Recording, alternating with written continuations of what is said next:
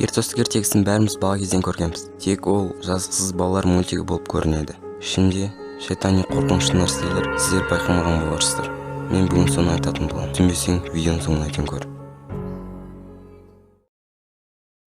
Ең бірінші осы мультикті мазмұндап кетейін. Баяғы ерте заманда Ерназар деген бір шалдың 6 ұлы болыпты. Және олардың ұлдары еңбекқор жігіттер екен. Сол арқылы олар тамақ тауып аман-есен жүр. Сосын бір күні ұлдары өз әкесіне келеді. Және де бізді бостандыққа жіберіңізші дейді. Әкесі біраз келіспей тұрады. Бірақ сосын бүйтіп айтады: 6 сендер сияқты бір үйден 6 қызды алыңдар дейді. Бірақ мына балалар қайдан табамыз деп ойланып жатқанда әкесімен келіседі. Сосын бәрі жолға шығады. Бірақ бір кезде бір ұлы тұрып: әкеміз біздсіз тамақты қалай табады деп ойланып тұрады. Бірақ оның інісі: біз тамақты 100 жылға дайындап кет, ол аман-есен болады деп айтады. Сосын бәрі дым болмағандай кете береді. Сосын бізге бір қорқынышты мыстан кемпірді көрсетеді. Ол өзінің үйінен тұрып ауылға келіп ауылдың быт-шытын шығарады. Сосын бізге әлгі Ерназарды көрсетеді. Ол өзіне тамақ таппай аштан-аш отырып мен аңға кеттім дейді. Сосын аңға шыққан соң бірде-бір аң дауыл алмайды. Тіпті бір орында тұрған қоянды да өлтіре алмайды. Сосын ол ашуланып жерді ұрып жатқан кезде бір түтін шығып тұрған бір жерді байқап қалады. Сосын ол шелпек пісіріп жатқан шығар деп ойлап қалып келген кезде мынау ауылдың бәрі быт-шыт болды. Тек бір сәби ғана тірі қалған. Сосын Ерназар мынау сәбиді алып өз үйіне келіп кемпіріне осыдан тамақ жаса дейді. Бірақ кемпір дым түсінбей жатқан кезде әлгі бала атып тұрып жүгіріп секунд сайын өсіп бірнеше минуттан соң уже үлкен жігітке айналып кетеді. Сосын Ерназар жылап жатқан кезде тамақтан аштан өлем-ау деп сол кезде Ертөстік не істеуге көмектесем дейді. Сосын оларға тамақ істеп қойларын айдап әкеліп бәріне көмектеседі. Сосын менің ұлдарымды іздеп кел деп Ертөстікке бұйырады. Сосын Ертөстік оның ұлдарын іздеуге жолға шығады. Сосын Ертөстік қалаға жетеді. Және де алдында көрген бірінші адамнан менің ағаларымды көрмедіңіз бе дейді. Бірақ олар көрмепті. Сосын бір қыз шығады. Ол қыз мен сенің ағаларыңды көрдім деп оны ағаларына әкеледі. Және де мына жерде 7 сіңлілері бар екен. Сосын мынау ағалары да біз де Ертөстікпен жетеміз деп жатқан кезде бір билеп алады. Сосын мыстан келпексіз мақсатта Ерназардың қалпағын алып кетеді. Сосын ұлдары келіп келіндерін көрсетеді. Оған Ерназар қуанбайды. Ол тек ашуланады. Ол Ертөстікті іздеп оған қалпақты әкел дейді. Сосын Ертөстік Мыстанға барған кезде ол белгісіз бір себептермен Мыстанды байқаусыз да өлтіріп алады. Яғни Мыстан өз-өзін өлтіреді. Мыстан ашуланып оны жер астына әлеміне жібереді. Ол жер асты әлемінде бірақ біраз қиындық көріп оған айна Бабханды тап дейді. Сосын ол біраз тағы қиындық көріп Бабханды әрең дегенде табады. Ол жерде сосын Бабхан оған өлімдер әлеміне бар дейді. Сосын оны өлтіреді. Яғни өлімдер әлеміне жібереді. Ертөстік сол жерге келеді. Сосын сол өлімдер әлемінде де Ертөстік бір сүйектермен төбелесіп 3 дос табады. Біреуінің аты ақылды, біреуінің аты желаяқ,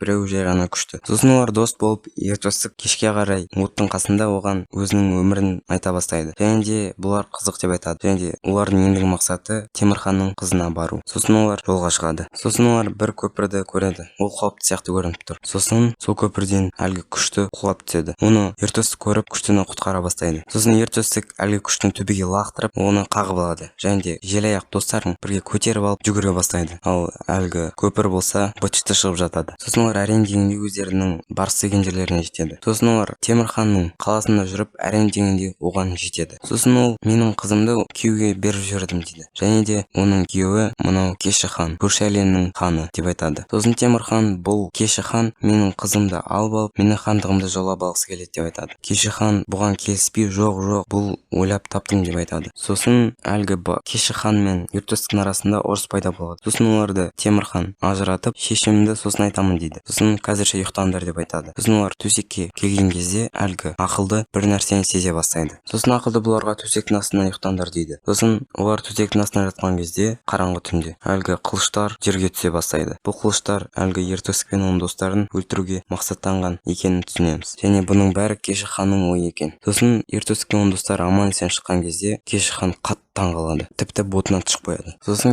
Сосын Темірхан келіп оларға айтады: мен өзімнің қызымның ойын санауды жөн көрдім дейді. Сол кезде әлгі Кеші хан оның көтіне кіре бастайды. Сосын мыналар келіп қызының шын түрін көрсетуге барады. Көрген кезде бұл жай ғана алтын балық екен. Сосын әлгі қалқан құлақ айтады: сендер Кеші ханның құпиясын көрдіңдер деп мыналарды бір жерге өлесіңдер деп жібереді. Сосын бұлар бір жерге түсіп айдаһарларды көреді. Және сол жерде біраз қиналып төбелесіп әйтеуір қиындық көріп жүреді. Ал сол уақытта мынау екеуі болса шахмат ойнап отыр. Сосын мыналар аман-есен Темірханның үйіне келеді. Сол кезде мынау Кеші хан қатты ашуланып өзінің шын бет бейнесін көрсетеді. Және енді ғана Темірханды өлтірейін деп жатқан кезде Ертөстік пен оның достары Темірханды құтқарады. Және де Ертөстік Темірханның қызын аман-есен сақтап қалады. Сосын Темірхан осы балқа енді сен қарайсың деп Ертөстікке береді. Және де өзінің миымен, қиялымен, яғни сол өзінің патшалығын қайттан құрады. Сосын оның достары аман-есен өз үйлеріне қайтып бара жатады. Сосын Ертөстік бір сүйектерге барып Темирханның кызын куткарганын көрсөтөдү. Улар кубанып оған шапалактап, оны әлгі Бабуханга жиберет. Және де Бабухан әлгі балык аркылы өзүнүн патшалыгын әдемі кылып жиберет. Сосын Бабухан Ер-Төстүккө рахметін айтып, оны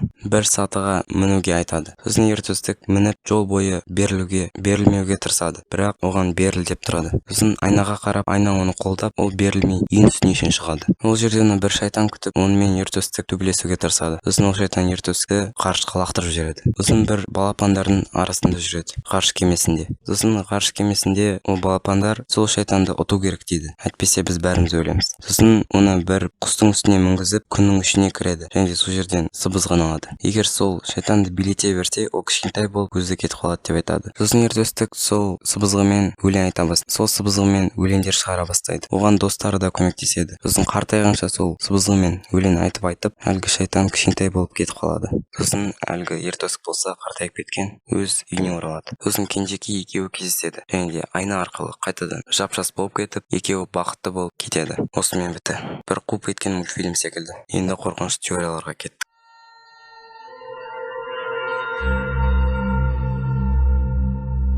Ер-Төстүк жын перинин адамы. Бул теория боюнча Ер-Төстүк жай гана батыр эмес, жындардын ар жагынан жиберилген күзөтчү. Ол жер бетиндеги тепе-теңдикти бузатын зулум күчтөргө каршы күрөскөн сыяктуу көрүнөдү. Бирок шын мааниде сол күчтөрдү бакылап, кажет кезде жоюп отурууга милдеттелген. Астрал элчиси мунун жер астына барууы караңгы әлем менен байланысын билдирет. Ер-Төстүк деген накты эсим эмес. Бул ар орпакка арналган жаңа бир бакылоочунун коду. Ар убакта жаңа Ер-Төстүк пайда болот, бирок анын тулгасы, сезими ички жан дүйнөсү көрсөтүлмөйдү. Бул теория боюнча Ер-Төстүктү халкка батыр ретинде тааныштырып, шын мааниде коомдун мүнөзүн, эркиндигин басып отуратын символго айналдырган.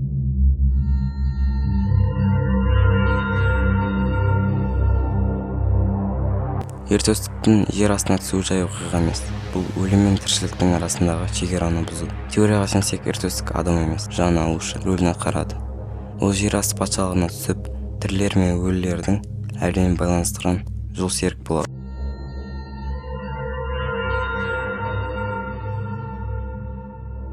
Кейбір теоретиктер боюнча Ер-Төстүк адам эмес. Ол өлген баланын санасында калган соңку эртеги фрагменти. Ер-Төстүктүн баштан өткөргөн жери баланын өлүм алдындагы элеси. Ягни бул эртеги эмес, психологиялык ишке коркунучтун бейнеси.